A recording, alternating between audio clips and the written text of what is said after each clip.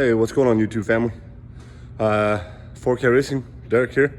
I'm going to talk to you guys real quick about the new purchase. So we're trying to move things forward with this racing team. I got to get the trailer or the truck moved to a couple different places to get some work done on it and kind of figure some of that stuff out in preparation for the cab floor and the cab firewall. So that being said, I need to get a trailer. It was the next step anyways. I've been needing one for a long time for all kinds of other stuff. So I had a really good buddy who races, and he's got a buddy. His buddy had a trailer. So a friend of a friend, basically, I was able to pick up a new trailer. So let's go ahead and see what that's like and what it looks like, and I'll tell you a little bit about it. Okay, so what I was able to pick up was a 28-foot made by Forest River, and it's called the Automaster.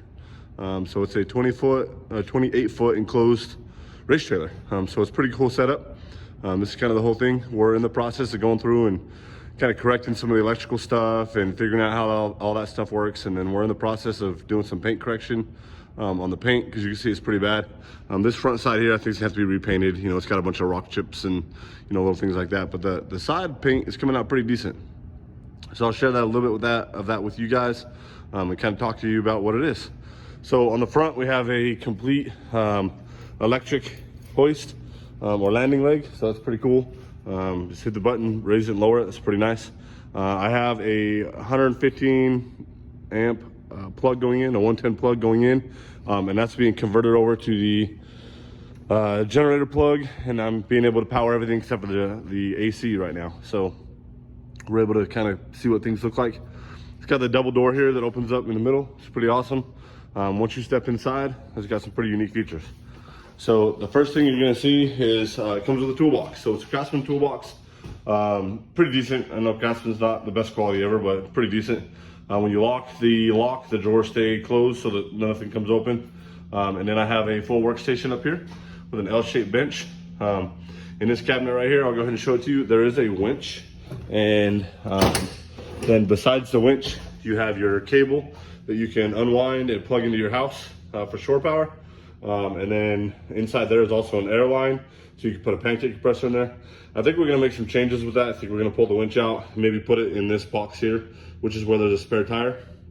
We might figure something out with that. I'm not sure if it'll stay there or not, because I'd love to be able to use that space there for some storage. So not too bad. All the batteries were in this far right-hand corner over here. We've moved them over to the closet. I'm gonna build a shelf that'll go across so I can put my helmet on it and then hang my racing suit on it from the hanger. So it's pretty good space for batteries right there. I'm running 3 batteries. I'm running them all together, so it's still 12 volts. I just have a higher capacity. I'm running a battery tender. You can kind of see it right there in the corner. That battery tender is pretty decent. It keeps batteries charged pretty well. I do currently have it hooked up to a snap-on charger, just to kind of top the batteries off and make sure that they're completely full. But basically that's where it's at. So pretty decent there. It does come with a stereo, and then it's got speakers underneath the cabinet, and then it's got a couple inside in the cargo area, and then it's got a couple outside. So that's kind of cool. And this shelf on top here, we've just got a regular storage compartment. We can store kind of bulk items and stuff like that up here. I've already got like a power inverter and some other stuff up here. All the wiring that's up here needs to be redone, so I got to go through and kind of fix all that, but not too bad. And then inside the generator, you know, I've got some of your regular stuff you'd see in any kind of car hauler. And then I've got your regular, you know, 28 foot of regular space. It does come with a fuel jug holder and then a fuel tank. The fuel tank runs to the generator, which is actually underneath that cabinet, but it's accessible from the outside. So we'll leave that there for now. We gotta make some decisions on that generator. It's not the best. It doesn't run very well right now. You have to hold the start button down to be able to get it to run. So we'll figure that out. It does have some lighting all the way throughout the whole entire trailer. And then it's got your dovetail. So the dovetail is pretty awesome for a door car. If you run a dragster or something like that, a dovetail is not the best thing for you. But for what I'm running, you know, with the Chevy LUV, it should be great. Any kind of door car will be fabulous in here. So it does have some spots where there's some pods for the outdoor lighting, outside lighting. It does have a spare, you know, a roof vent, stuff like that. So the air conditioner system's here. It does work. It was pretty cold. The guy I had it from, he's got a cool little setup right here where he hangs some blankets to kind of section it off, to keep the AC going the way that it should. So pretty cool.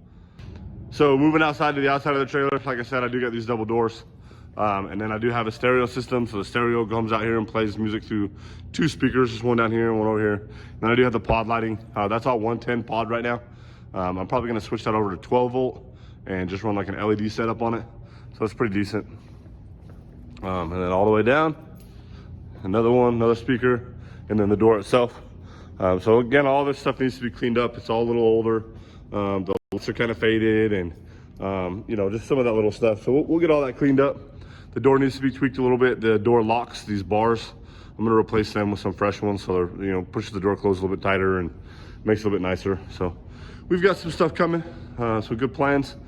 Maybe a solar system on top to help keep the batteries charged. A couple of little things. So I'll keep you guys informed on how that's going. But right now, that's the 4K Racing Channel newest update. So we'll do a cool, you know, 4K Racing logo or something down the side of it and do something kind of cool with it. I'm gonna have all the chrome's gonna get polished. The wheels are gonna get polished, you know, stuff like that. And then we might do a wrap on it. I don't know. Let me know in the comments what you think I should do to it. Let me know what you think, and we'll kind of go from there. But other than that, let's get back to work and I'll show you guys some of the progress. Yo, what's up, guys? Hey, I just want to apologize. I know I kind of jumped from the polishing over to kind of sort of a new video or finishing up this last video. So I had some stuff come up with work and it just kind of got crazy. And so anyways, here I am back in my home shop, my garage, doing a little bit more work. We got some parts in, just kind of show you guys what we got going on. So what we came up with was a new fuel cell. And I'm probably gonna hear some choice words on this. People are trying to figure out kind of what's going on. So this is a 20-gallon fuel cell. Now, the reason I got a 20-gallon fuel cell is actually for 2 reasons. A, I'm trying to get some weight down on this rear axle. I want to be able to push the axle down, and, you know, get some good weight transfer. I needed a little bit more weight up above the tires. Secondly, and probably the most important reason for me, was that my intent is to do drag weeks. So I want to do a bunch of drag weeks. I want to do, you know, that style of racing. So because of that, I want to be able to have a little bit of a bigger fuel capacity. You know, hence I can do drag weeks and stuff like that without having to fill up every, you know, half hour. That's what I really wanted to avoid. So I was able to get this fuel tank. I picked it up from Speedmaster. It's 20 gallon. It comes with the fuel sending unit. It comes with all the connections and everything you would need. So I got that kind of put in. Underneath where my valves go, there's a bar right here.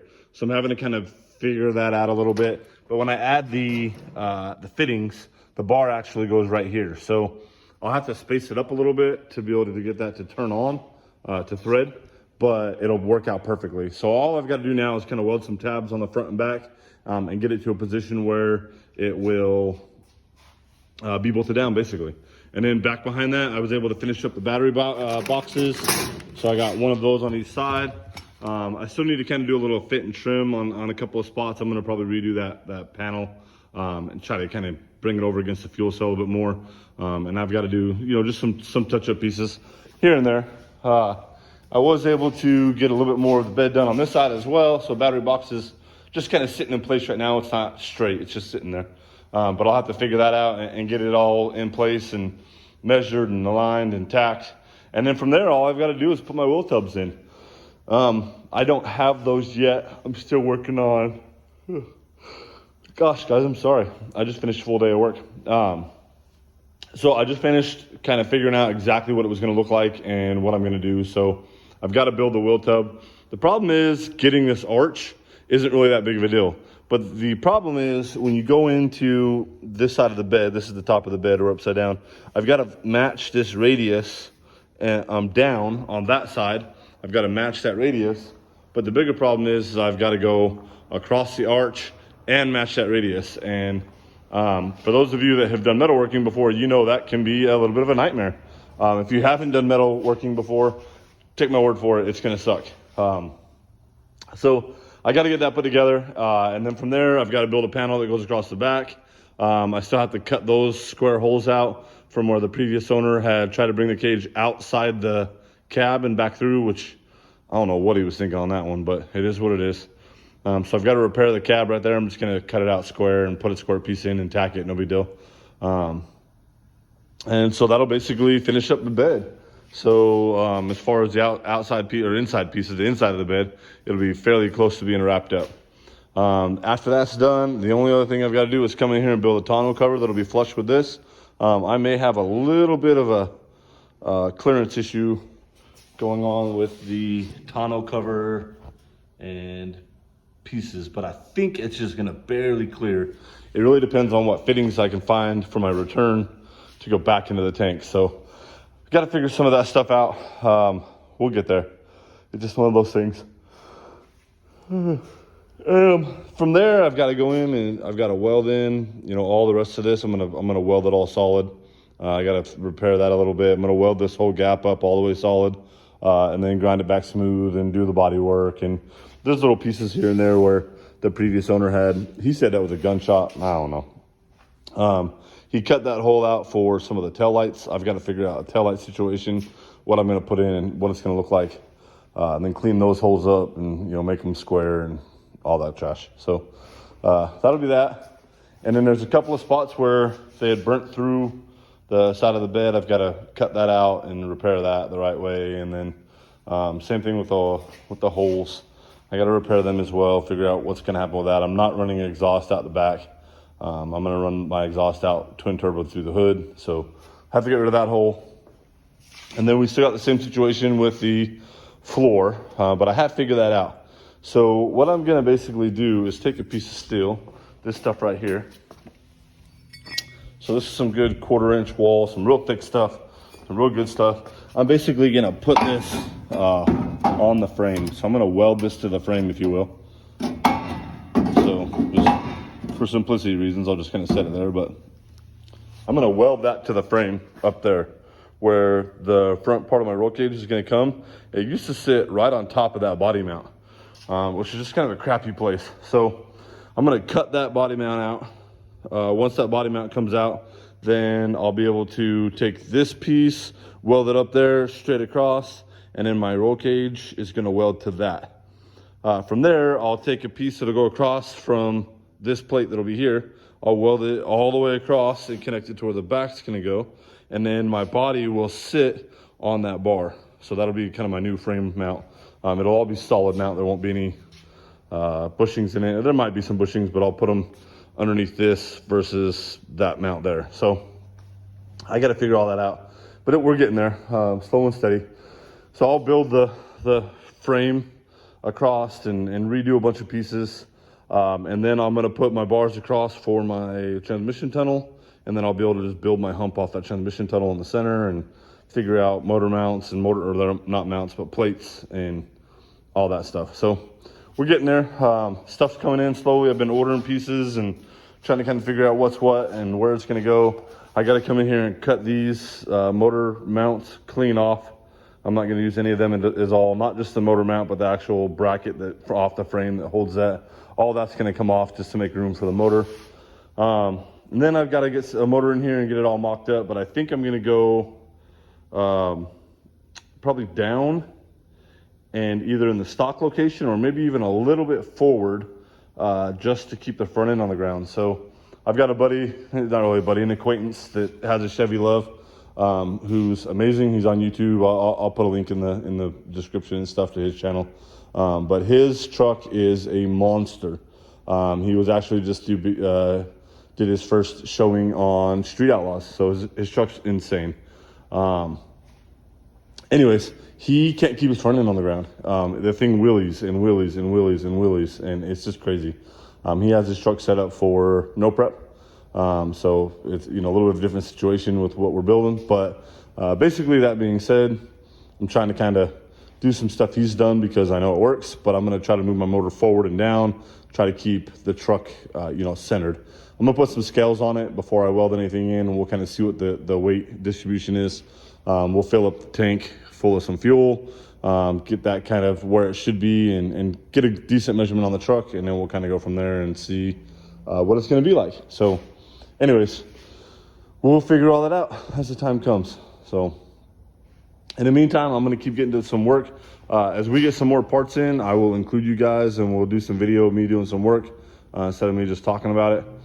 If you've got any ideas or things that you see I'm doing right, or wrong for that matter, or things that you're thinking, man, that's not going to work, do it this way instead. I'd love to hear those things. I'm definitely not the end-all be-all at fabrication, and you know, I'm just trying to build it the way I know. If there's a way that you know will work better, by all means, hit me up, let me know, put it in the comments.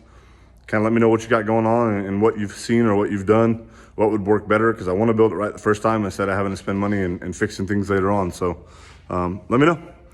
Anyways, I'm going to talk to you guys later on in the next video, and we'll see you later.